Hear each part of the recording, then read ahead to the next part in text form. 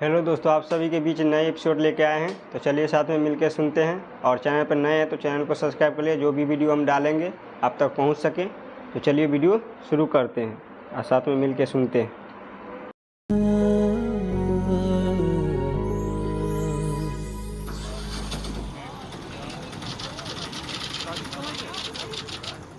तुम चाहो तो दोबारा शादी के लिए सोच सकती हो। I am not in a rush.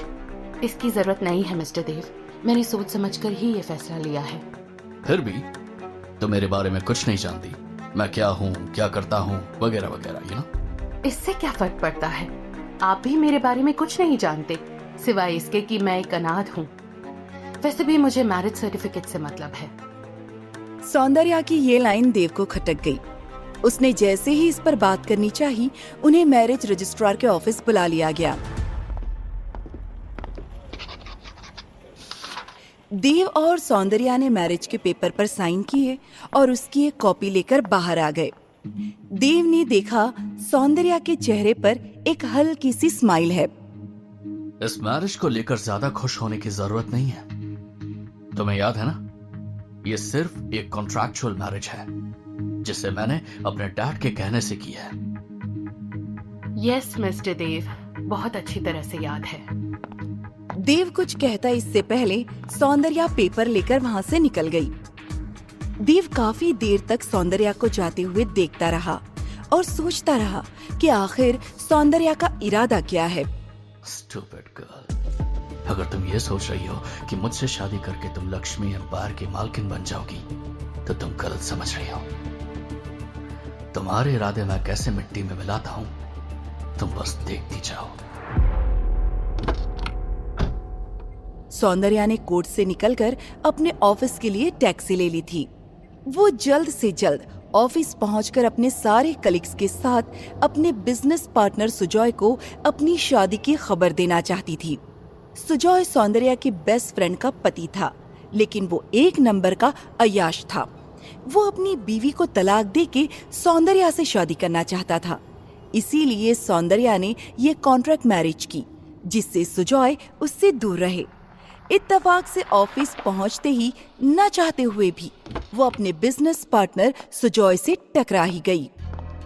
Soundarya, what a pleasant surprise. अभी दिव्या से मैं तुम्हारे बारे में ही पूछ रहा था। लगता है कल रात तुम ठीक से सो नहीं पाई। सच कहना, मुझे याद कर रही थी ना?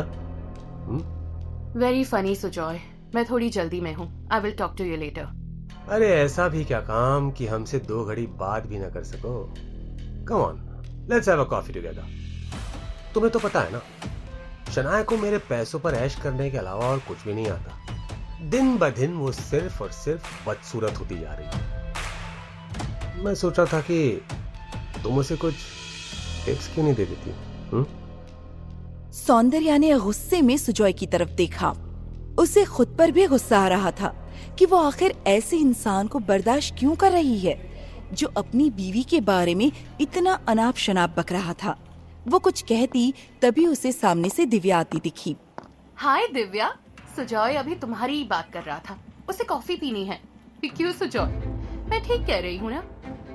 सुजॉय ने जलती नजरों से सौंदर्या को देखा और फिर अगले ही पल दिव्या की तरफ मुस्कुराते हुए उसकी कमर में हाथ डालकर कैफेटेरिया की तरफ बढ़ गया। सौंदर्या ने अपनी सीट पर आकर राहत की सांस ली। वो जानती थी उसने सुजॉय को गुस्सा दिला दिया है, लेकिन आज उसे डर नहीं लग रहा था। वहीं दूसरी तरफ देव अपने डैड गजेंद्र प्रताप सिंह से सौंदर्या के बारे में बात कर रहा था। आपको लगता है कि बिना मुझसे पूछे आपने जिस लड़की से मेरी शादी करवा दी वो मेरे लिए सही होगी? तुम्हें अब भी मेरे लिए हुए डिसीजन पर शक है देव? मुझे शक नहीं बल्कि हैरानी है कि 12 देशों में फैले अपने बिजनेस से नाम और शोहरत हासिल करने वाले बिजनेस टाइकून गजेंद्र प्रताप सिंह ने अपने इकलौते बेटे के लिए ऐसी लड़की चुनी जिसके माँ बाप तक का पता नहीं। आपको नहीं लगता कि जब लोगों को इस बात का पता चलेगा तो लोग क्या कहेंगे? तुम्हें कब से लोगों की चिंता होने लगी? मुझे इससे कोई फर्क नहीं पड़ता कि लोग मेरे बारे में क्या कहते हैं या क्या कहेंगे। अगर मैंने लोगों के बारे में सोचा होता तो शायद ही इतना बड़ा बिजनेस खड़ा कर पाता।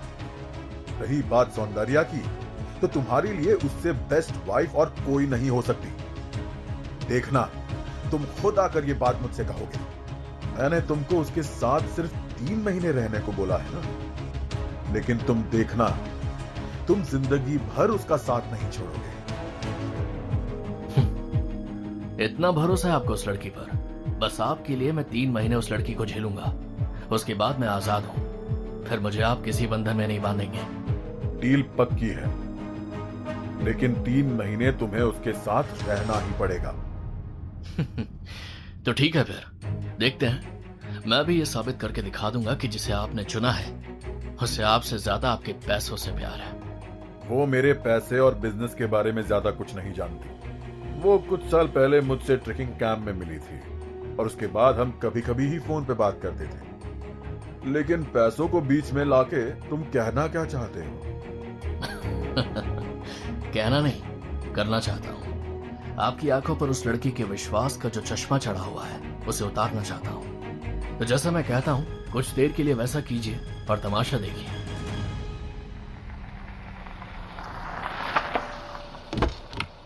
गजेंद्र प्रताप देव के जिद्दी स्वभाव को बचपन से जानते थे, इसलिए उन्होंने आगे कुछ नहीं कहा। देव ने अपने ड्राइवर दीपक को पास बुलाया और उसे कुछ समझाते हुए कार उसे देकर खुद टैक्सी में बैठ गया। यहाँ सौंदर्या अपनी सीट पर बैठी कुछ सोच रही थी कि सुजॉय ने उसे अपने केबिन में बुला लिया। ये क्या बदतमीजी है सौंदर्या? कल रात भी मैं तुम्हारे करीब आना चाह रहा था और तुमने मुझे खुद से दूर कर दिया, और आज भी तुम यही कर रही हो। तुम्हें नहीं लगता कि तुम मेरी काइंडनेस का कुछ ज्यादा ही फायदा उठा रही हो? काइंडनेस? सीरियसली? तुमने मुझे समझ क्या रखा है? तुम्हारी कीप हूँ मैं, जिसे तुम जैसे चाहो नचाओ। अगर तुम मेरी बेस्ट फ्रेंड शनाया के पति और मेरे बिजनेस पार्टनर नहीं होते तो मैं तुम्हें बताती। और हाँ, अभी तुम क्या कह रहे थे शनाया के बारे में कि वो तुम्हारे पैसों पर ऐश करती है? हाँ, तुम शायद भूल रहे हो, ये बिजनेस उसी के पैसों से शुरू किया था हमने। अगर वो नहीं होती तो आज भी तुम किसी ऑफिस में फाइल्स एक टेबल से दूसरी टेबल तक पहुंचा रहे होते। सौंदर्या, अपनी औकात मत भूलो तुम। एग्जैक्टली, यही तो मैं तुमसे कहना चाहती हूँ कि अपनी औकात मत भूलो तुम। तुम्हारा घर बसाने और तुम्हारे बच्चों को पालने में शनाया ने अपना करियर और अपनी खूबसूरती दोनों की बलि चढ़ा दी, और तुम उसे बदसूरत कह रहे हो? You are such a loser. Shame on you. पिछले 5 सालों से सुजॉय के हरासमेंट का शिकार होने के बावजूद सौंदर्या कुछ बोल नहीं पा रही थी, लेकिन आज उसे ऐसा लग रहा था कि वो अपनी पूरी भड़ास निकाल दे। वो कुछ और कहती तभी उसका मोबाइल बज उठा। मोबाइल पर देव का नाम फ्लैश होते देख वो हैरान हो गई। उसने फोन उठा लिया। हाय सौंदर्या, ऐसे ऑफिस आवर्स में मैं तुम्हें कॉल कर रहा हूँ। I hope you don't mind. Hello Dev, it's okay. Something urgent? कुछ खास नहीं। क्या तुम अभी मिल सकती हो? अभी? हाँ अभी। आई एम सॉरी बट मैं बिना बताए तुम्हारे ऑफिस आ गया। अभी मैं तुम्हारे ऑफिस के बाहर ही खड़ा हूँ। ठीक है, मैं आ रही हूँ। सौंदर्या के चेहरे पर टेंशन साफ दिखाई दे रही थी। फिर भी उसे छुपाते हुए सौंदर्या ने सुजॉय की तरफ देखा। तुमसे काफी हिसाब करना बाकी है, लेकिन अभी मेरे हस्बैंड मुझसे मिलने आए हैं, सो मुझे अभी जाना होगा। हस्बैंड? तुम्हारी शादी कब हुई? कल तक तो तुम अनमैरिड थी। सुजॉय के लगातार सवालों के जवाब में सौंदर्या ने मैरिज के पेपर की एक कॉपी सुजॉय के मुंह पर मारी और केबिन से बाहर आ गई। देव के इस तरह अचानक ऑफिस आने से सौंदर्या का दिमाग 360 डिग्री घूम गया था, लेकिन फिर भी उसने अपने इमोशंस पर कंट्रोल रखते हुए सामने खड़े देव को बड़ी पोलाइटनेस के साथ ग्रीट किया। हेलो देव, कैसे हैं आप और यहाँ कैसे? हाय, आई एम फाइन कहना चाहता हूँ but actually I am not fine. क्यों, क्या हुआ? यही रास्ते पर खड़े खड़े बताऊं या कहीं बैठकर बात कर सकते हैं? ओह, आई एम सो सॉरी। चलिए पास ही में कैफेटेरिया है, वहीं चलकर बात करते हैं। कैफेटेरिया की तरफ कदम बढ़ाते हुए लगातार सौंदर्या की नजरें छुप छुप कर देव को देखे जा रही थी, जिससे उसे कुछ हिंट मिल सके। लेकिन देव के चेहरे पर कुछ ऐसा नहीं था जिसे सौंदर्या पढ़ सके। कैफे पहुंचकर सौंदर्या ने 2 कॉफी ऑर्डर कर दी और आकर देव के सामने बैठ गई। देखो, मुझे गोल गोल बातें करने की आदत नहीं है, इसलिए मैं सीधे मुद्दे पर आता हूँ।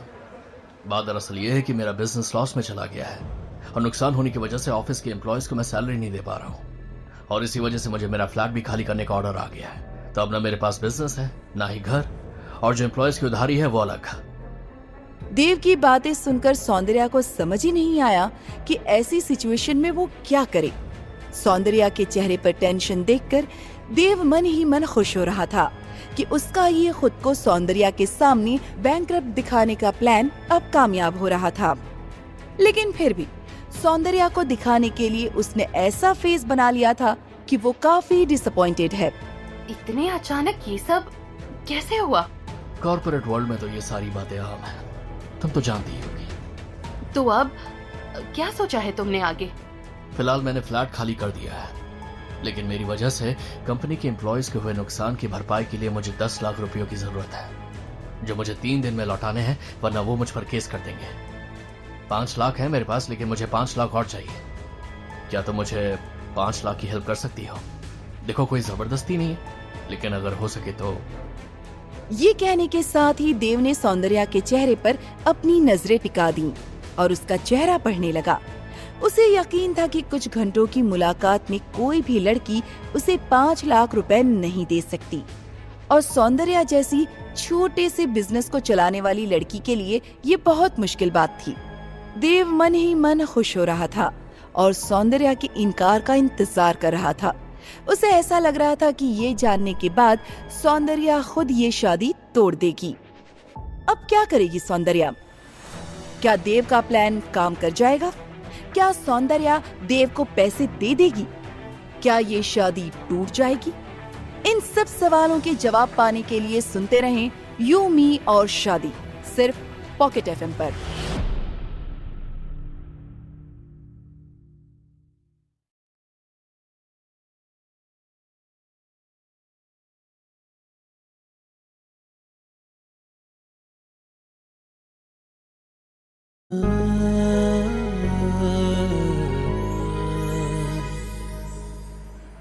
$5 लाख का दाव चलने के बाद देव ने सौंदर्या के फेस पर अपनी नजर जमा दी थी।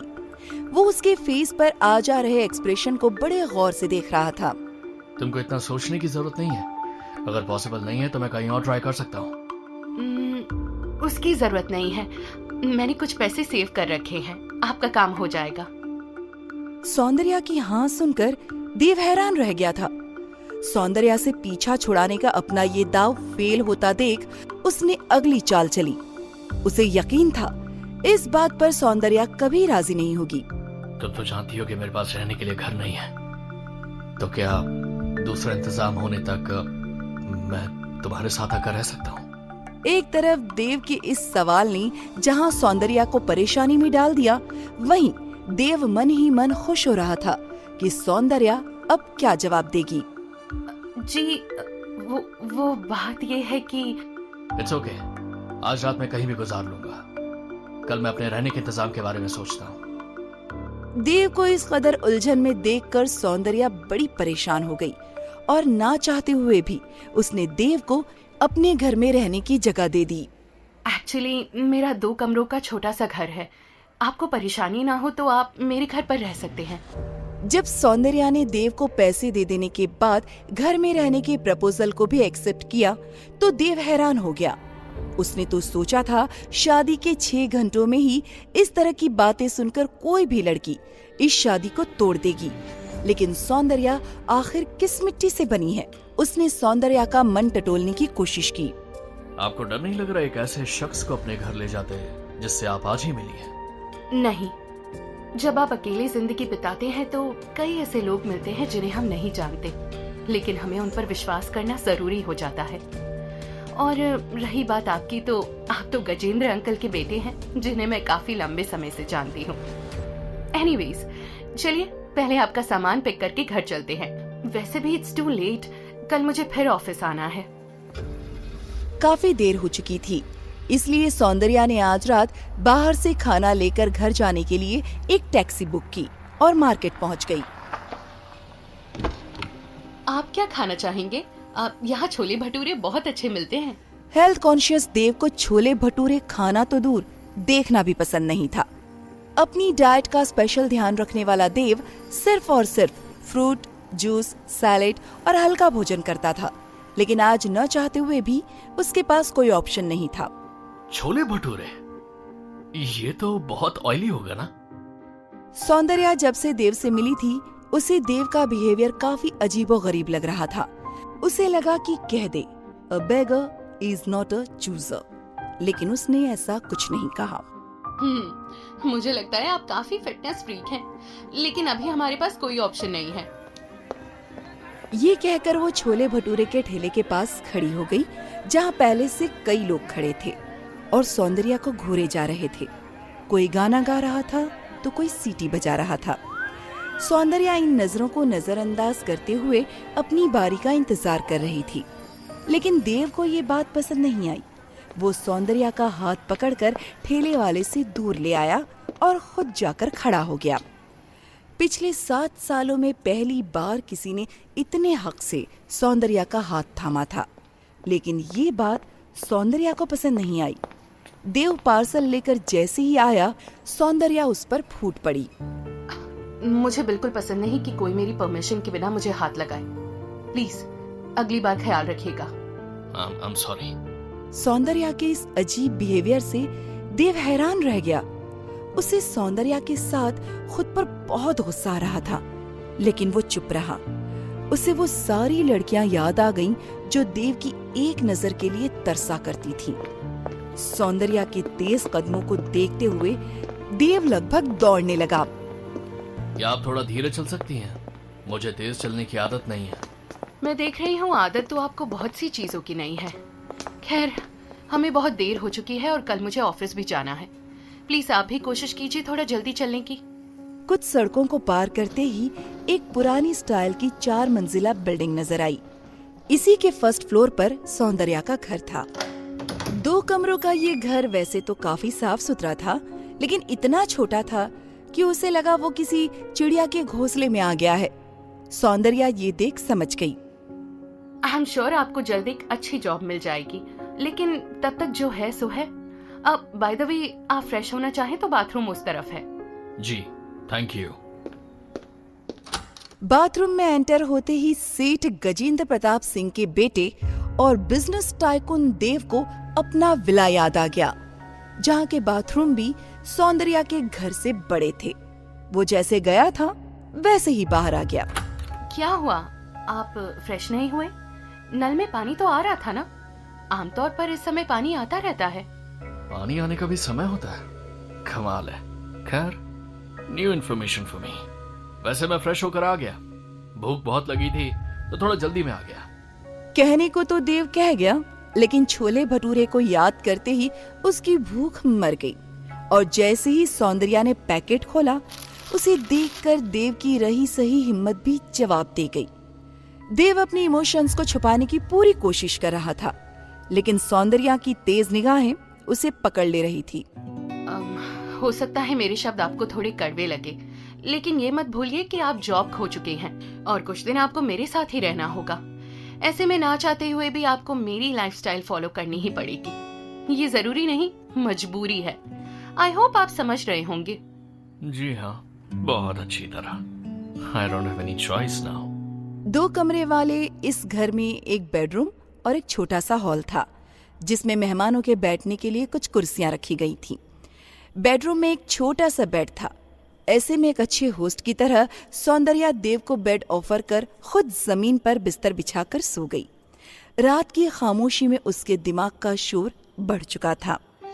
वो उन 5 लाख रुपयों के बारे में सोच रही थी जो उसने अपने नए घर के लिए बिल्डर को देने के लिए जमा करके रखे थे, लेकिन देव की परेशानी को देखते हुए वो अब उसे दे रही थी। ऐसा नहीं था कि उसे इस बात का रिग्रेट था, लेकिन फिर भी ये सच है कि उसके लिए ये पैसे बहुत मायने रखते थे। ये सोचते हुए कब आंख लगी सौंदर्या को पता ही नहीं चला। जब आंख खोली तब सुबह के 8 बज गए थे। देव उससे पहले ही उठकर तैयार होकर बैठ गया था। उसने जल्दी जल्दी फ्रेश होकर नाश्ता तैयार किया। मिस्टर देव, सुबह 10 बजे मुझे ऑफिस पहुंचना होता है। अगर आप अभी मेरे साथ नाश्ता करना चाहें तो ठीक है, वरना मैंने आपका नाश्ता और दोपहर का खाना बनाकर किचन में रख दिया है। उसकी जरूरत नहीं है, मैं भी आपके साथ नाश्ता करके निकलूंगा। और हाँ, आप जो मुझे 5 लाख देने वाली थी वो रहने दीजिएगा, पैसों का इंतजाम हो गया है। मेरे एक दोस्त ने मुझे पैसे भेज दिए हैं। क्या? लगता है काफी पुराना दोस्त है वो आपका, जिसने आपको इतनी बड़ी रकम भेज दी। दोस्त नए या पुराने नहीं होते, अच्छे या बुरे होते हैं। आप तो मेरी पुरानी दोस्त नहीं है, पर फिर भी आप मुझे इतनी बड़ी रकम देने के लिए तैयार हो गई। अच्छा एक बात बताइए, अगर मैं आपके पैसे लेकर भाग जाता तो क्या होता? मैरिज के पेपर्स होते हुए आपको लगता है आप भाग पाएंगे? अगर मैंने आपसे शादी का चुनाव किया है तो मुझे आप पर भरोसा भी करना होगा, और अगर मेरा चुनाव गलत होता है तो उसके रिजल्ट्स मुझे भुगतने होंगे। इंटरेस्टिंग। फिर भी आपको पैसे की जरूरत हो तो बेझिझक मुझसे कहिएगा। अब मैं ऑफिस के लिए निकल रही हूँ। सौंदर्या के बाहर निकलते ही देव उसके पीछे अपने ऑफिस जाने के लिए निकल पड़ा, जहाँ दूर सड़क पर उसका ड्राइवर एक बड़ी सी गाड़ी लिए खड़ा था। गाड़ी में बैठते ही उसे एक मनी ट्रांसफर का मैसेज आया। उसने देखा सौंदर्या ने 1000 रुपयों के साथ साथ एक वॉइस मैसेज भी भेजा है। ये आपके खर्च के लिए है, जॉब के लिए ऑल द बेस्ट। अपनी बड़ी सी गाड़ी में बैठे मिलियनेयर देव के लिए यूं तो लाखों रुपए का कोई मोल नहीं था, लेकिन आज सौंदर्या के ये 1000 रुपए उसके करोड़ों रुपए पर बेहद भारी थे। यहाँ सौंदर्या के ऑफिस में सारे कलीग्स सौंदर्या का बेसब्री से इंतजार कर रहे थे। उसके अंदर आते ही उसकी कलीग दिव्या ने सौंदर्या को गले लगा लिया। सौंदर्या की समझ में कुछ नहीं आ रहा था। तभी उसकी ऑफिस की कलीग तानिया ने उसे बुके दिया। हाँ, ये सब क्या हो रहा है? मेरा इतना वेलकम किस खुशी में हो रहा है? क्या कल तुमने सुजॉय को नहीं बताया था कि तुम्हारी शादी हो गई है? उसी ने हमें बताया, और आज की खास प्लानिंग भी उसी ने की है। ओह, आई सी। लेकिन कैसी प्लानिंग? अच्छा, आज शाम पैराडाइज इन में उसने तुम्हारी शादी की पार्टी रखी है, so don't forget to come with your husband। Soundarya सोच में पड़ गई कि सुजॉय जैसा नालायक आदमी इतना कुछ क्यों कर रहा है। तभी उसे लगा कि किसी ने उसके कंधे पर हाथ रख दिया है। अरे कहाँ खो गई? बिल की चिंता मत कर, मैंने बताया ना तुझे, आज की पार्टी का पूरा बिल सुजॉय देंगे। तू तो बस अपने प्रिंस चार्मिंग को लेकर पहुँच जाना, ओके? हाँ, मैं देखती हूँ वो आज शाम फ्री है या नहीं। इनकी बातें चल ही रही थीं कि तभी सुजॉय अपने केबिन से बाहर निकल आया था। उसने सौंदर्या को देखकर एक सरकास्टिक स्माइल दी। अभी अभी तुम्हारी शादी हुई है, यही मौका है जब तुम्हें उसे अपनी मुट्ठी में कर लेना चाहिए। अब शनाया को देखो, उसने किस तरह मुझे अपनी मुट्ठी में कर रखा है। सुजॉय ने एक निर्लज्ज हंसी हंसते हुए सौंदर्या की तरफ देखा। सुजॉय की ये बात सुनकर सौंदर्या को कल शनाया के बारे में बोली गई सुजॉय की सारी बातें याद आ गईं। उसने कुछ नहीं कहा और एक कोने में खड़े होकर देव को फोन किया। उसे लगा था कि देव नहीं आएगा, लेकिन जब उसने सौंदर्या का प्रपोजल एक्सेप्ट कर लिया तो वो हैरान रह गई। तभी दिव्या ने फिर से सौंदर्या को कॉन्ग्रेचुलेट किया। आज मैं बहुत खुश हूँ सौंदर्या, बहुत खुश। वो तो तुझे देखकर समझ ही रही हूँ, लेकिन वजह बता देगी तो मैं भी खुश हो जाऊंगी। बोल। आज बहुत दिनों बाद ऑफिस में एक अच्छा माहौल बना है, और कई दिनों बाद सुजॉय ने अपनी पत्नी शनाया की तारीफ सबके सामने की। नहीं तो वो बस दूसरी लड़कियों पर डोरे डालता रहता है। एक ही दिन में सुजॉय में आए इस बदलाव से सौंदर्या को अपनी शादी का फैसला पहली बार ठीक लग रहा था। वहीं शाम 6 बजे देव ने सौंदर्या के ऑफिस के बाहर पहुंचकर उसे कॉल किया। हेलो मिस्टर देव, कहाँ हैं आप? हाय सौंदर्या, मैं तुम्हारे ऑफिस के बाहर खड़ा हूँ। बाहर क्यों? अंदर आइए ना। अच्छा रुकिए, मैं आपको लेने आती हूँ। ऑफिस के अंदर आते ही देव पर सबसे पहली नजर सुजॉय की पड़ी, जो उसे हैरानी से देख रहा था।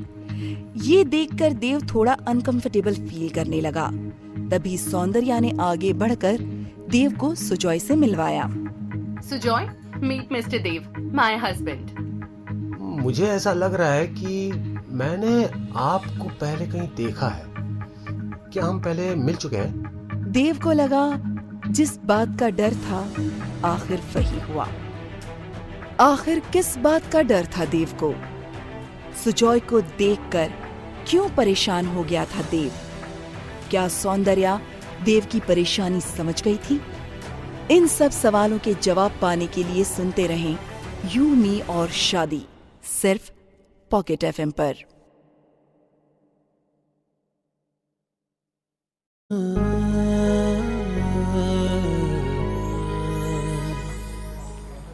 देव को देखते ही सौंदर्या के ऑफिस कलीग्स उसके लुक्स और पर्सनालिटी का मजाक उड़ाने लगे थे। उन सब की बातें सुनकर सौंदर्या के बिजनेस पार्टनर सुजॉय को बड़ा मजा आ रहा था। मजा क्यों ना आए, उसे आज सौंदर्या को नीचा दिखाने का मौका जो मिल गया था। ये क्या सौंदर्या, इतने लंबे इंतजार के बाद शादी भी की तो इस फटीचर से। इसे चुना है तुमने अपने लिए? ना शक्ल है ना अक्ल। मैंने सुना अब तो ये कंगाल भी हो चुका है ना? ये तो कहीं से भी तुम्हारे लायक नहीं लग रहा है।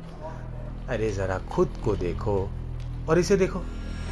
आई मस्ट से, मैरिज के मामले में तुम काफी अनलकी रही हो। सुजॉय की ये बातें सुनकर देव को कोई फर्क नहीं पड़ा, क्योंकि उसके लिए सुजॉय जैसे लोग कीड़े मकोड़े जैसे थे, जिन्हें वो एक पल में मसल सकता था।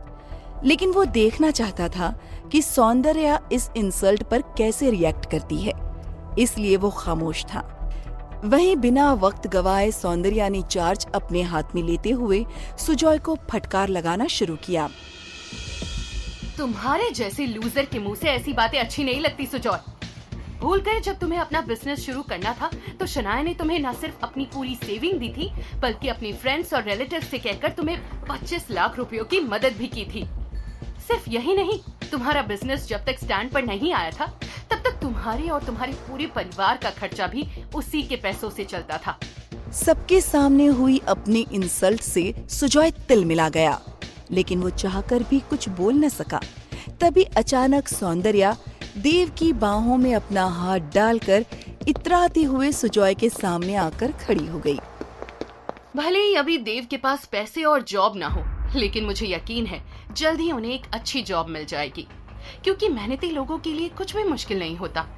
चिंता तो उन्हें करनी चाहिए जो दूसरों के टुकड़ों पर पलते हैं। बकवास मत करो सौंदर्या। तुम शायद भूल रही हो कि इतने सालों के मेहनत के बाद मैंने अपने दम पर इतने पैसे कमा लिए हैं कि अभी मुझे किसी के पैसों की कोई जरूरत नहीं है, समझे तुम? अच्छा, इसलिए तुम अब भी शनाया के पैसों से खरीदे घर में ही रह रहे हो ना? सौंदर्या की ये बात सुनते ही सुजॉय का चेहरा अपमान से काला पड़ गया था। उसकी हिम्मत नहीं हो रही थी उन लोगों से आंखें मिलाने की जिनको वो अपने अचीवमेंट्स के किस्से सुनाया करता था। क्यों? क्या हुआ सुजॉय? तुम चुप क्यों हो? जो मैंने कहा वो सच है ना? आई थिंक अब तुम्हें हमारे साथ डिनर पर आने के बजाय घर चले जाना चाहिए, क्योंकि इतना सच सुनकर तुम्हारा पेट तो वैसे ही भर गया होगा, है ना? ये कहते ही सौंदर्या अपने ऑफिस कलीग्स की तरफ बढ़ गई और ऑफिस की तरफ से डिनर पार्टी के लिए अरेंज की गई कार में सबको बिठाने लगी। सुजॉय अब भी वहीं सिर झुकाए खड़ा था। सबके जाने के बाद वो सौंदर्या के पास आया। क्या इस तरह सबके सामने मेरी इंसल्ट करना जरूरी था? क्या कभी मैंने तुम्हारी इंसल्ट की है? लेकिन मेरे हस्बैंड की तो की ना। लेकिन मैंने गलत क्या कहा? अरे मैं तो अब भी यही कह रहा हूँ कि तुमने आखिर इसमें ऐसा क्या देख लिया जो शादी कर ली? ये सचमुच तुम्हारे टाइप का नहीं है। सुजॉय, अगर एक बार और तुमने कहा तो मैं तुम्हारा मुंह तोड़ दूंगी, याद रखना। सौंदर्या को इतने गुस्से में देखकर सुजॉय को बिजनेस ट्रिप वाली वो रात याद आ गई जब सौंदर्या के साथ होटल रूम में की गई जबरदस्ती के जवाब में उसने उसके सिर पर फ्लावर्स दे मारा था। सुजॉय डर गया। वहीं दूसरी तरफ बेकार और नाकारा का टैग लगाए देव एक कोने में खड़ा इनकी बातें सुन रहा था और मन ही मन मुस्कुरा रहा था। डिनर पर जाने के लिए सौंदर्या को अपने पास आते देख उसने मासूम चेहरा बना लिया। चले देव। सौंदर्या ने देव की बाहों में हाथ डाला और कार में जाकर बैठ गई। ये दूसरा मौका था जब सौंदर्या ने इतने हक से देव का हाथ थामा था, लेकिन सिर्फ सुजॉय को दिखाने के लिए। और ये बात देव अच्छी तरह समझ रहा था, क्योंकि एक रात पहले ही उसने इस पर सौंदर्या का अच्छा खासा लेक्चर सुना था। देव ने सौंदर्या का मन टटोलना चाहा। आज मैंने तुम्हें सबके सामने शर्मिंदा कर दिया ना। ऐसी कोई बात नहीं है, आप इसके बारे में मत सोचिए। और हाँ, फोन सुजॉय पे की बातों पर भी 13 ध्यान देने की रुपए जरूरत मिले। नहीं है। मैंने हमेशा लोगों की फालतू बातों पर ध्यान देने के बजाय कुछ मीनिंगफुल चीजों पर फोकस किया है। आपको भी वही करना चाहिए। सौंदर्या को ध्यान ही नहीं रहा कि उसने अब तक देव का हाथ अपने हाथों में थाम रखा है। जैसे ही इस पर उसका ध्यान गया, वो शर्मा गई। गाड़ी डिनर पार्टी के वेन्यू पर पहुंच गई थी। कार से उतरते हुए उन्होंने देखा सुजॉय होटल के मैनेजर से लड़ रहा है। अरे ये क्या, मैंने कल जो रूम बुक किया था उसे आप ऐसे किसी और को कैसे दे सकते हैं? I am really sorry mister Sujoy, लेकिन अचानक हमारे होटल में बहुत सारे फॉरेन डिग्निटरीज आ गए और ना चाहते हुए भी सिर्फ आपका ही नहीं, बहुत सारे बुक्ड रूम्स उन्हें देने पड़े। I am really sorry for the inconvenience sir. To hell with your sorry and to hell with your inconvenience। मैं कुछ नहीं जानता, मुझे वो रूम चाहिए और किसी भी कीमत पर चाहिए। You got it? Again sir, I'm really sorry sir, but I cannot help it. Excuse me sir। इतना कहकर मैनेजर वहां से हट गया। सभी उसे कहीं और चलकर डिनर करने की एडवाइस देने लगे, लेकिन सुजॉय को लगा वो दूसरी बार अपने ऑफिस एम्प्लॉइज के सामने ह्यूमिलिएट नहीं हो सकता। हम कहीं और नहीं जाएंगे। अगर हमारी डिनर पार्टी होगी तो उसी रूम में होगी। अब तुम लोग देखो, ये मैनेजर खुद हमें रिस्पेक्ट से वहां ले जाएगा। यहाँ के मालिक मिसेस सारंग मेरे बहुत अच्छे दोस्त हैं। मैं अभी उनसे मिलकर आता हूँ। Sujoy, stop it. I know कि तुम मिस्टर सारंग को पर्सनली नहीं जानते हो और एक दो बार सोशल गैदरिंग में मिलने से कोई दोस्त नहीं हो जाता। सो प्लीज हम कहीं और चलकर डिनर करते हैं। तुम्हें क्या लगा कि मैं तुम्हारे इस फटीचर हस्बैंड की तरह हूं? अब तुम देखो, बस तुम देखो कि कैसे चुटकियों में मैं यहीं सबके डिनर का अरेंजमेंट करवाता हूं। एक बार फिर सुजॉय के मुंह से देव के लिए ये शब्द सुनकर सौंदर्या आग बबूला हो गई, लेकिन जब तक वो कुछ कहती, सुजॉय अपनी धुन में आगे बढ़ गया था। थोड़ी देर बाद वो मुंह लटकाए जब वापस आया तो सौंदर्या को उसका मुंह देखकर हंसी आ गई। क्या हुआ सुजॉय? कोई आया नहीं हमें लेने? किस तरफ हमारे डिनर का अरेंजमेंट तुमने करवाया है, वो तो बताओ। वेल एक्चुअली मिस्टर सारंग यहाँ है नहीं, तो हमें कहीं और ही चलना होगा। ठीक है? देव ने होटल लॉबी में लगी घड़ी की तरफ देखा तो रात के 8 बज चुके थे। ऐसे में इस वक्त कहीं और जाना उसे समय की बर्बादी लग रहा था। पर्सनली देव उनमें से था जिन्हें वक्त बर्बाद करना बिल्कुल पसंद नहीं था। उसने सौंदर्या की तरफ देखा। वैसे ही हमें काफी देर हो चुकी है, कहीं और गए तो और देर हो जाएगी। आई थिंक हमें यहीं पर कोशिश करनी चाहिए। वेट, मैं देखता हूँ कि क्या कर सकता हूँ। देव की ये बातें जैसे ही सुजॉय के कानों में पड़ी, सुजॉय जोर जोर से हंसने लगा। अभी जो मेरे कानों ने सुना, क्या तुमने वही कहा मिस्टर देव? जो काम मैं नहीं कर पाया, क्या तुम्हें लगता है वो तुम कर लोगे? आज मेरी वजह से तुम्हें इतने बड़े होटल में घुसने का मौका मिल रहा था, वरना तुम जैसों को तो यहाँ सफाई के लिए भी ना रखा जाए। समझे तुम? एक बार फिर सुजॉय के मुंह से देव की बेइज्जती होते देख सौंदर्या का चेहरा गुस्से से लाल हो गया, लेकिन इस बार उसने सुजॉय को इग्नोर करते हुए देव की तरफ देखा। प्लीज देव, इस तरह अपना मजाक बनाना बंद कीजिए। चलिए हम कहीं और चलते हैं। इतनी भी देर नहीं हुई है अभी।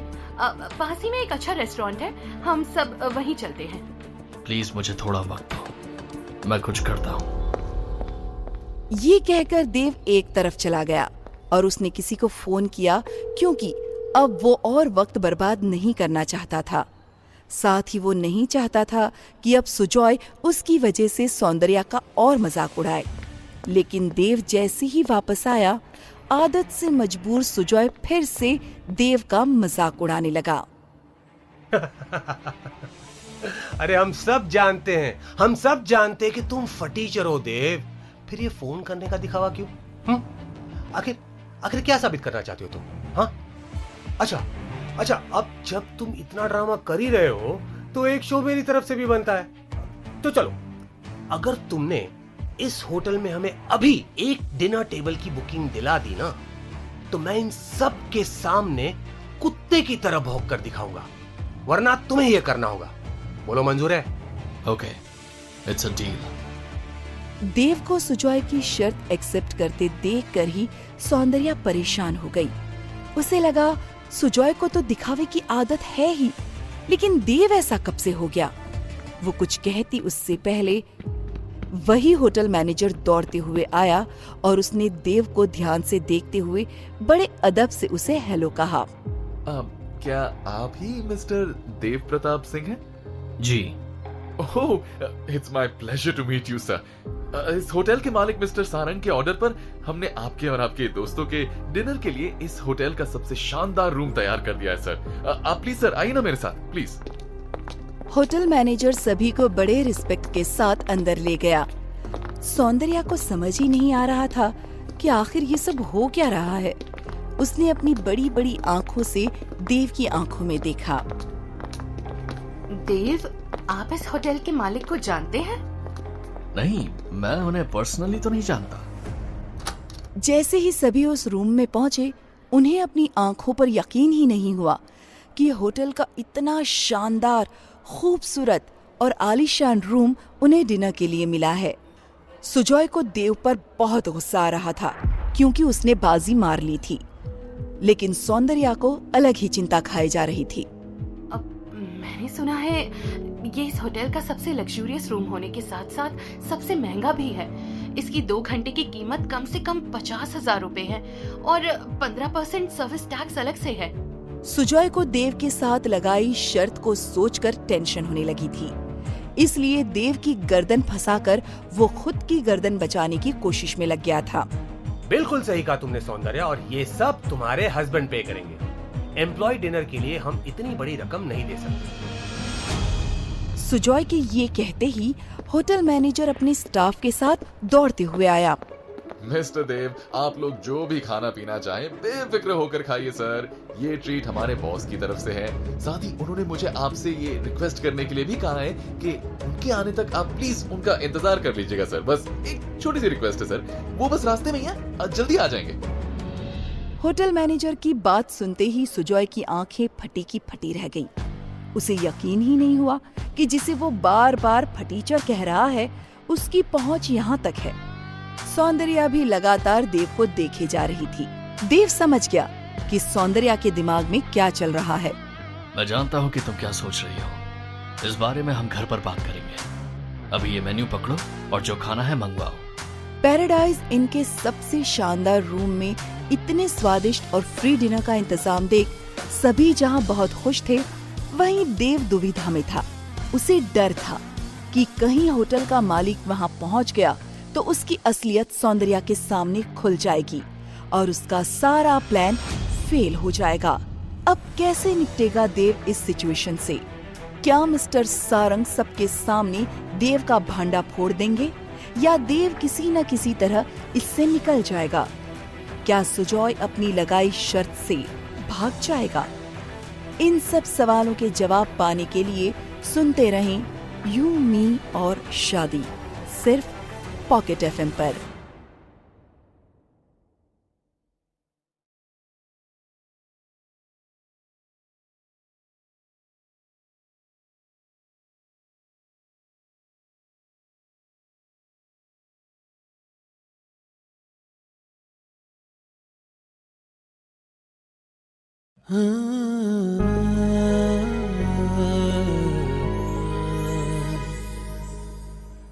देव जहां अपनी असलियत सौंदर्या के सामने ना आने की उलझन में था, वहीं सौंदर्या के दिमाग में देव को लेकर कई सवाल उछल कूद कर रहे थे।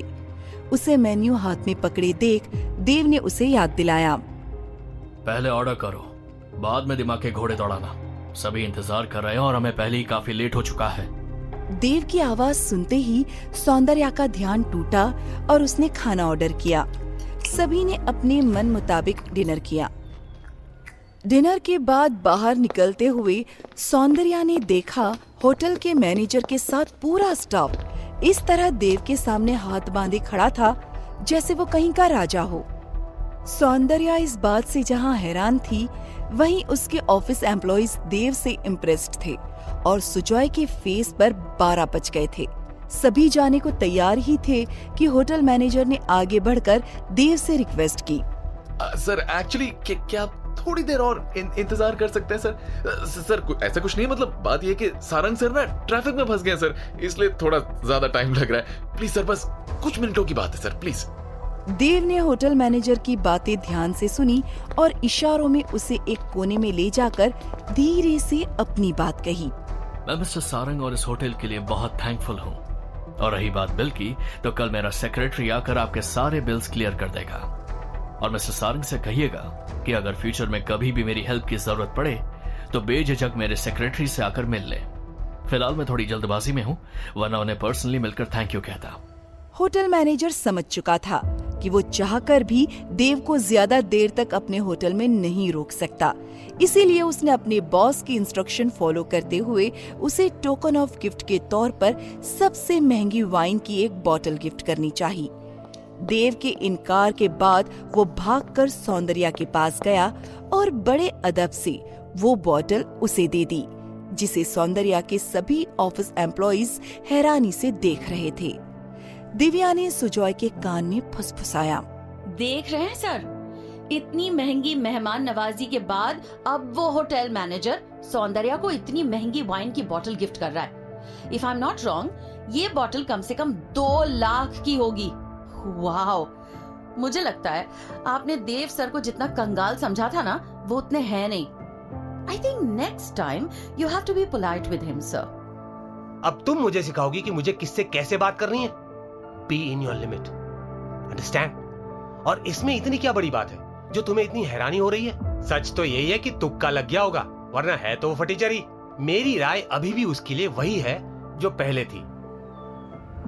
सौंदर्या ने भी पोलाइटली वाइन बोतल लेने से मना कर दिया और तेज कदमों से देव की तरफ बढ़ गई। क्या अब आप मुझे बताएंगे कि आखिर ये हो क्या रहा है? ये होटल वाले हम पर इतना मेहरबान क्यों हैं? एक्चुअली इस होटल का मालिक मेरे बहुत अच्छे दोस्त का बहुत अच्छा दोस्त है, तो मैंने एक बार उस पर एक एहसान किया था, तो आज वो सभी मिलकर अपना एहसान चुका रहे हैं। बस बात इतनी सी है। सौंदर्या देव की इन सब बात से बिल्कुल कन्विंस नहीं हुई, लेकिन उसने अभी और ज्यादा सवाल करना सही नहीं समझा। तभी देव ने सुजॉय की तरफ तीखी नजरों से देखा। अभी डिनर से पहले कोई कह रहा था कि अगर मैंने इस होटल में डिनर का अरेंजमेंट कर दिया तो वो मुझे कुत्तों की तरह भौंक कर दिखाएगा। क्यों सुजॉय, कुछ याद आया? देव की बातें सुनते ही सुजॉय का फेस अपमान से काला हो गया था। उसे लगा देव ने बिना हाथ उठाए उसके चेहरे पर एक जोरदार चांटा लगा दिया है। तभी देव की आवाज फिर सुनाई दी। इतना सोचने की जरूरत नहीं है सुजॉय, और ना ही भौंकने की। आगे से इस बात का ध्यान रखना कि तुम सिर्फ सौंदर्या के बिजनेस पार्टनर हो, मालिक नहीं। तो अगली बार उसके साथ सोच समझ कर पेश आना, समझ गए? देव की बातें सुनकर सुजॉय सहम गया था। वहीं सौंदर्या देव को उसके लिए स्टैंड लेते देख खुश हो रही थी। थैंक यू सो मच देव, मेरे बिहाफ पर बोलने के लिए। इतना कहकर सौंदर्या ने सिर झुकाए एक तरफ चल रहे सुजॉय को देखा और उसे शनाया की याद आ गई। शनाया सुजॉय की पत्नी ही नहीं, उसकी बहुत अच्छी दोस्त भी थी। ये बिजनेस शनाया और सौंदर्या ने ही मिलकर शुरू किया था, जिसे बाद में शनाया ने अपने हस्बैंड सुजॉय को दे दिया। सौंदर्या को याद आया पिछले 3 दिन से वो शनाया को कई बार मैसेज और फोन कर चुकी है, लेकिन उसका कोई जवाब नहीं आ रहा था। उसका दिल घबराने लगा। उसने देव की तरफ देखा। क्या और कुछ पूछना है मुझसे? मतलब अभी होटल में जो कुछ हुआ उसके बारे में। उसके बारे में अभी तो आपने बताया कि आपके दोस्त के एहसान की वजह से ये स्पेशल ट्रीटमेंट हमें मिली। अब और क्या मैं पूछूंगी आपसे? देव हैरान था कि उसने जो भी सौंदर्या से कहा वो उससे कन्विंस थी, और अगर नहीं भी थी तब भी उसने उससे कुछ और पूछना जरूरी नहीं समझा। देव को इस तरह के रिश्ते काफी पसंद थे, जहाँ कम सवाल जवाब हों। ऐसे में दोनों अपने अपने काम में लग गए। देव मेल्स चेक कर रहा था और सौंदर्या फिर से शनाया को कांटेक्ट करने की कोशिश करने लगी। घर जाते वक्त भी कार में दोनों ने कोई बातचीत नहीं की। सौंदर्या के घर आते ही देव का चेहरा बुझ गया, जिसे सौंदर्या ने देख लिया। Any issue? नहीं, कुछ नहीं। तो ठीक है, आप सोना चाहें तो अपने सोफे पर जाकर सो जाइए, मैं फ्रेश होने जा रही हूँ। कमरे में सोफे पर नजर पड़ते ही देव अनकंफर्टेबल हो गया। उसके लिए सोफे पर सिकुड़ कर सोना बहुत मुश्किल था और कल रात की तरह वो आज रात भी अपनी नींद खराब नहीं करना चाहता था। इसीलिए उसने सोने से पहले एक्सरसाइज करना शुरू कर दिया। वो एक्सरसाइज कर ही रहा था कि इसी दौरान सौंदर्या कब उसके पीछे आकर खड़ी हो गई, उसे पता ही नहीं चला। जैसे ही देव ने मुड़कर उसे देखा, सौंदर्या एम्बेरस हो गई। लगता है आपको एक्सरसाइज का बहुत शौक है। शौक नहीं, मजबूरी। मैं कल रात सो नहीं पाया था, सोचा थोड़ा एक्सरसाइज कर लूं। एक्सरसाइज से अच्छी नींद आती है। अगर आपको सोफे पर सोने में प्रॉब्लम हो रही है तो आप बेड पर सो जाइए, मैं सोफे पर सो जाऊंगी, मुझे कोई इशू नहीं है। उसकी जरूरत नहीं है, यहाँ बहुत मच्छर है। वो पूरी रात मेरे कानों में लोरी गाते रहे। अगर उसके लिए कुछ कर सकती हो तो करो। ओह, मैं आपको कुछ मस्कीटो कॉइल्स देती हूँ। आई एम श्योर आपको उससे कुछ राहत मिलेगी।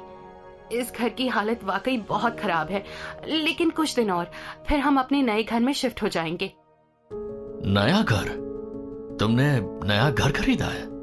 हाँ, मैंने लोन पर एक घर खरीदा है। बहुत शानदार तो नहीं है, लेकिन इससे तो बेटर ही है। पुणे जैसी हाईटेक सिटी में छोटे से छोटे घर की कीमत भी 25 लाख से कम नहीं थी। ऐसे में सौंदर्या का अपना घर खरीदना देव को काफी इम्प्रेस कर गया। अरे वाह, ये तो बहुत अच्छी बात है। आप फिक्र मत कीजिए, मुझे आज ही एक अच्छी जॉब मिल गई है, तो जब मुझे सैलरी मिलेगी तो उसकी आधी इंस्टॉलमेंट मैं पे कर दूंगा।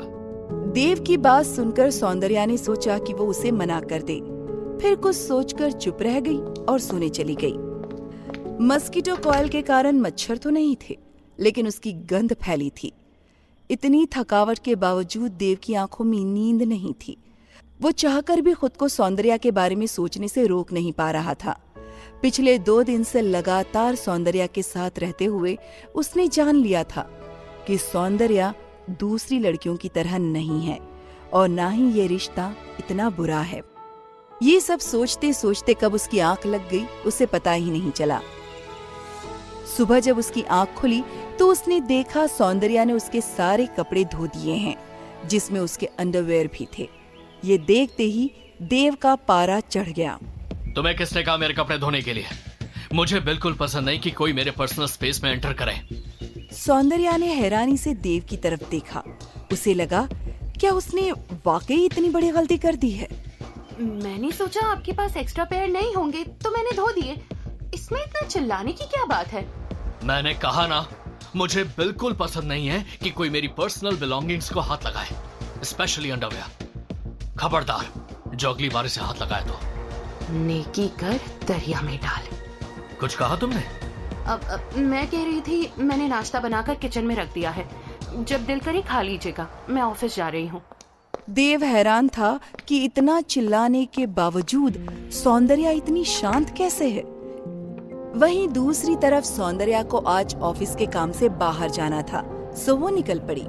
वो शनाया के बारे में सोच ही रही थी कि उसके मोबाइल पर शनाया का मैसेज फ्लैश हुआ, जिसमें उसने सौंदर्या को एक कॉफी शॉप में बुलाया था। सौंदर्या हैरान रह गई। उसने तुरंत शनाया को कॉल किया।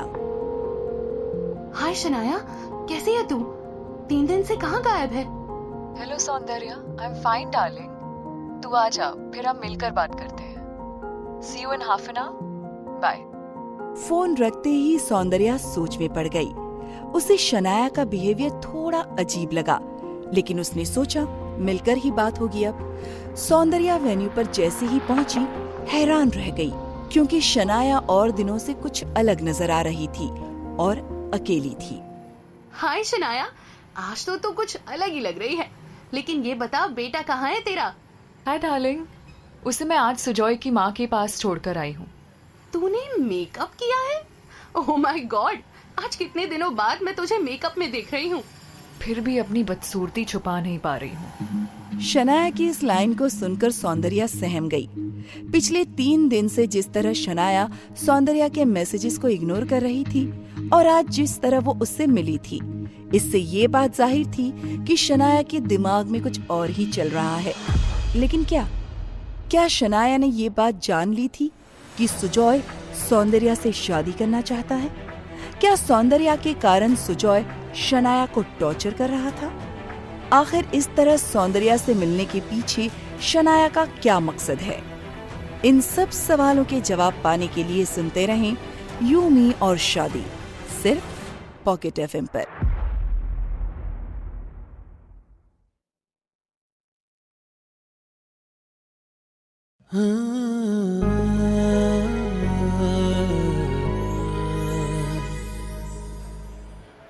शनाया को इस तरह की बातें करते देखकर सौंदर्या परेशान हो गई थी, लेकिन उसने अपने फेस से ये बात शनाया को जाहिर नहीं होने दी। तभी शनाया ने एक्स्ट्रा चीयरफुल होते हुए सौंदर्या को देखा। मैं पहले आ गई थी तो मैंने अपने साथ तेरे भी पसंदीदा लाटे कॉफी ऑर्डर कर दी थी, ठीक है ना? ठीक? अरे बेस्ट है, just like you. By the way, तेरा फाउंडेशन बहुत अच्छा है, किस कंपनी का है? कहने को तो सौंदर्या कह गई थी, लेकिन सच ये था कि शनाया का मेकअप काफी ओल्ड फैशन था। उसके चेहरे पर थकान इतनी ज्यादा थी कि वो चाहकर भी उसे मेकअप से छुपा नहीं पा रही थी।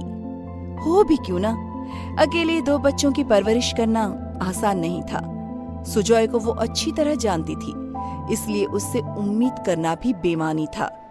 तभी शनाया ने सौंदर्या का ध्यान तोड़ा। पिछले 2 साल से रखा था इसे, आज ही लगाया है। बच्चों में इस तरह उलझी हूँ कि मुझे नए मेकअप ब्रांड्स के बारे में कुछ पता ही नहीं है। छोटा रुद्र अभी भी रात को मेरा ही दूध पीता है, तो कम से कम रात को 2 या 3 बार उसे दूध पिलाना पड़ता है। अब ऐसे में मेकअप छोड़ रात की नींद ही मिल जाए तो काफी है। तू बता, सुजॉय ने बताया तूने शादी कर ली? हाँ, अभी 2 दिन हुए। यही बताने के लिए मैं लगातार तुझे मैसेज और फोन किए जा रही थी, और मैडम अपनी ही दुनिया में कहीं गुम थी। सॉरी यार, एक्चुअली लास्ट 2 दिन से मेरी तबीयत ठीक नहीं थी, इसीलिए मैंने किसी से बात नहीं की। शनाया ने बड़ी ही सफाई से झूठ कह दिया था, लेकिन सच तो ये था कि जब से उसे पता चला था कि सुजॉय उसकी बजाय सौंदर्या को पसंद करता है, तब से शनाया सौंदर्या से चिढ़ी हुई थी। उसे लग रहा था उसकी बेस्ट फ्रेंड ही उसकी गृहस्थी बर्बाद करने में लगी है। लेकिन फिर शांति से उसने सोचा तो उसे लगा सुजॉय हमेशा से अय्याश रहा है। सौंदर्या के अलावा सोनम, वृष्टि और ताहिरा पर भी उसका दिल आ चुका था। ऐसे में अपनी जान से प्यारी दोस्त को खोना उसके लिए बेवकूफी होगी। शनाया को इस तरह सोच में डूबा देखकर सौंदर्या ने चुटकी बजाई। ओ हेलो, कहाँ खो गई? तेरी शादी में। I'm sorry यार, तेरी लाइफ का इतना बड़ा दिन था और मैं तुझे कंग्रेचुलेट भी नहीं कर पाई। I'm really sorry from the bottom of my heart. It's okay यार, अब वो सब छोड़। लेकिन तू ये बता, तूने डॉक्टर को दिखाया या नहीं? क्या कहा उसने? उसने कहा मुझे कुछ नहीं हुआ है, बस थोड़ा सा स्ट्रेस है बच्चों का। सच कहूँ सौंदर्या, मैं बहुत लकी हूँ कि मुझे तेरी तरह एक बहुत अच्छी दोस्त मिली। मुझे लगता है पक्का पिछले जन्म में हम दोनों बहनें रही होंगी, है ना? शनाया सोच रही थी अगर सौंदर्या की जगह कोई और लड़की होती तो अय्याश सुजॉय को अपने काबू में करके वो अच्छा खासा फायदा उठा सकती थी, लेकिन सौंदर्या ने ऐसा कुछ नहीं किया। ये सब सोचकर शनाया इमोशनल हो गई थी। तो वो अचानक ऐसी बातें क्यों कर रही है? तुझे किसी बात का टेंशन है तो मुझे बोल। नहीं, बस यूं ही मुझे लगा तुझे ये बात बोल देनी चाहिए, सो बोल दी। अच्छा सुन ना, मैं सोच रही हूँ मैं फिर से ऑफिस ज्वाइन कर लूँ, तू क्या बोलती है? शनाया की बातें सुनकर सौंदर्या चौंक पड़ी। उसे यकीन हो चुका था कि कुछ तो गड़बड़ जरूर है। उसने सवालिया नजरों से शनाया को देखा। तू खुश तो है ना? सुजॉय से तेरी कोई कहा सुनी हुई क्या? तूने हमेशा करियर के बजाय फैमिली और बच्चों को प्रायोरिटी दी है, फिर अचानक ये सब ख्याल कहाँ से? ऐसी कोई बात नहीं है सौंदर्या। एक्चुअली तुम सही कहती थी, औरत की अपनी आइडेंटिटी और स्ट्रेंथ होनी चाहिए। दूसरे रोल्स एक्सेप्ट करने से पहले उसको फाइनेंशियली इंडिपेंडेंट होना बहुत जरूरी है। सौंदर्या जैसी समझदार दोस्त होने के बावजूद शनाया ने कभी उससे अपनी डिस्टर्ब्ड मैरिड लाइफ की बातें नहीं की थी कि कैसे शादी से पहले बात बात पर रूठी शनाया को मनाने वाला सुजॉय कहीं गायब हो चुका था। उसकी जगह अब जो था वो अपनी दुनिया में मस्त रहने वाला रूड, इग्नोरेंट और सेल्फ सेंटर्ड सुजॉय था, जिसे शनाया और उसकी परेशानी से कोई लेना देना नहीं था। अगर वो कुछ कहती तो वो उस पर बच्चों के सामने हाथ भी उठा देता था। उसकी माँ और बहन को भी यही लगता था कि शनाया ने ही उनके बेटे का जीना हराम कर रखा है। बहुत कुछ था जो शनाया ने अपने दिल में दबा कर रखा था और चाहकर भी किसी से शेयर नहीं कर सकती थी। शनाया के कुछ ना बताने के बावजूद सौंदर्या समझ चुकी थी। उसने शनाया को हिम्मत दी। डोंट वरी शनाया, तू देर से भले आई लेकिन दुरुस्त आई है। तुझमें आज भी वो फायर है जो अच्छे अच्छों की छुट्टी कर सकती है। ऑफिस लौटने का डिसीजन तो मैंने ले लिया है, लेकिन मुझे बहुत डर लग रहा है। पिछले 7 साल में मैंने कहीं काम नहीं किया है। अपनी छोटी सी दुनिया में मैं इतनी बिजी हो गई थी कि बाहर की दुनिया से मेरा पूरा कांटेक्ट ही खत्म हो गया है। लेकिन मुझे कुछ तो करना होगा। मैं इस तरह से घर की 4 दीवारी में कैद नहीं रह सकती। शनाया ये बात अच्छी तरह समझ चुकी थी कि अगर अभी उसने ये स्टेप नहीं लिया तो एक दिन सुजॉय उसे सचमुच छोड़ देगा। ऐसे में वो क्या करेगी? अपने बच्चों की परवरिश के लिए उसके पास कोई सोर्स ऑफ इनकम भी नहीं था। पिछले 2 दिन में शनाया ने बहुत कुछ सोचा था। तभी वो इस मुद्दे पर आई थी। तभी उसे जैसे कुछ याद आ गया। मुझे लगता है सौंदर्या, जब हम तीनों ने ये कंपनी स्टार्ट की थी तो सुजॉय को इक्विटी का सबसे बड़ा बेनिफिशियरी नहीं बनाना चाहिए था। अब हम चाहकर भी उसे नहीं हटा सकते, वरना लीगल कॉन्सिक्वेंसेस में फंस जाएंगे। सौंदर्या समझ गई थी कि शनाया इस बात से अच्छी तरह वाकिफ है कि ये समय सुजॉय से लड़ने का नहीं है, बल्कि स्मार्टली आगे बढ़ने का है। क्योंकि अभी सुजॉय से उलझना मतलब अपने पैसों से हाथ धो बैठना है। पैसों की बात से शनाया को अचानक देव की याद आ गई। उसने सौंदर्या से इस टॉपिक पर अपने डाउट्स क्लियर करने चाहे। तेरे हस्बैंड का नाम देव है ना? पूरा नाम? देव प्रताप सिंह। ये नाम काफी जाना पहचाना लग रहा है। इसका बैकग्राउंड क्या है तुझे पता है ना? हाँ, थोड़ा बहुत जानती हूँ कि एक छोटा सा बिजनेस था उसका, जिसमें भारी नुकसान होने की वजह से कंगाल हो गया है। फिलहाल तो वो एक मामूली आदमी है और मेरे साथ मेरे ही घर में रह रहा है। ये बता कैसा दिखता है तेरा देव? मैंने सुना है बहुत बदसूरत है। किसने कहा? सुजॉय ने? खुद से 10 गुना ज्यादा हैंडसम मैन को देखकर सुजॉय को जलन तो होगी ही। उसका दुख मैं समझ सकती हूँ। एनीवे, मैं जल्दी तुझे देव से मिलवाऊंगी। तू खुद ही उसे देख लेना। तू जल्दी से जल्दी प्लान कर ले। मुझे डर है कि कहीं ये शादी तेरे लिए परेशानी ना बन जाए। आखिर तू उसे जानती भी तो नहीं है। लेकिन मैं देव के डैड गजेंद्र अंकल को तो जानती ही हूँ ना। हम 7 साल से एक दूसरे के कांटेक्ट में हैं। और जितना मैंने देव को समझा है, वो उनमें से नहीं है जो शादी को सिर्फ रात गुजारने का एक जरिया समझे। देव के डैड और तेरे अंकल? अबे अब तो उन्हें अंकल बुलाना बंद कर। शनाया की बात सुनकर सौंदर्या मुस्कुरा दी। कुछ हल्की फुल्की बातें करके दोनों ने अपने अपने घर के लिए कैब बुक कर ली। घर पहुंचते ही सौंदर्या ने देखा कि मैले कुचैले कपड़े पहने गजेंद्र अंकल सोफे पर बैठे थे। वाओ, अंकल आप! मैं आज आपके बारे में ही सोच रही थी। बता नहीं सकती कि मैं आपको यहाँ देखकर कितनी खुश हूँ। आप बैठिए, मैं फटाफट आपके लिए चाय बनाकर लाती हूँ। अंकल, पहले मुझे ये बताओ कि तुम मुझे कब तक अंकल बुलाने वाली हो? अरे बेटा, अब तो मैं तुम्हारा ससुर बन चुका हूँ। सॉरी पापा। गजेंद्र प्रताप सिंह को अचानक वो दिन याद आ गया जब 7 साल पहले सौंदर्या और वो पहाड़ों में ट्रैकिंग करते समय बर्फीले तूफान में फंस गए थे और कितनी सूझबूझ से सौंदर्या ने खुद को और उनको वहां से बाहर निकाला था। उन्होंने तभी सोच लिया था कि चाहे जो हो, उनके घर की बहू बनेगी तो सिर्फ और सिर्फ सौंदर्या। आज 7 साल बाद उस सपने को साकार होता देख वो बहुत खुश थे। लेकिन अभी अपने बेटे देव के कहने पर गजेंद्र प्रताप ने अपनी असली आइडेंटिटी सौंदर्या से छुपा रखी थी। यही वजह है कि वो उसके घर एक मामूली किसान की तरह आए थे। तभी सौंदर्या की नजर उनके पास रखे दूध के डिब्बे पर पड़ी। अंकल, इतनी दूर से आप दूध लेकर आए हैं? और नहीं तो क्या। अरे बेटा, जब अपने घर में ही भैंस का ताजा दूध हो तो यहाँ का पानी मिला दूध पीने का क्या फायदा। मैं जानती हूँ अंकल कि आपको पशु पक्षियों से कितना लगाव है, लेकिन मुझे ये नहीं पता था कि आपने गांव में एक भैंस भी पाली है। एक भैंस नहीं बेटा, मेरे पास 4 भैंस और 2 गाय हैं। वो मेरे लिए सिर्फ जानवर नहीं बल्कि मेरा परिवार है, जिन्हें मैं अपने बच्चों की तरह प्यार करता हूँ। क्या बात है अंकल। तुमने फिर मुझे अंकल कहा। ओह सॉरी पापा, लेकिन अभी आप थोड़ा आराम कर लीजिए, तब तक देव भी आ जाएंगे। रात के 9 बज चुके थे। देव अब तक नहीं लौटा था। सौंदर्या खाना बनाकर देव का इंतजार कर रही थी। आमतौर पर जल्दी खाना खाने वाले गजेंद्र प्रताप सिंह के लिए रात के 9 काफी ज्यादा थे। फिर भी बेटी की चाहत में वो भी इंतजार कर रहे थे। बेटी सौंदर्या, रात के 9 बज गए हैं, जरा पता लगाओ हमारे ये साहबजादे हैं कहाँ। तभी सौंदर्या ने देव को वॉइस नोट भेजा। पापा आए हैं। मेरे या तुम्हारे? पापा, गजेंद्र प्रताप सिंह।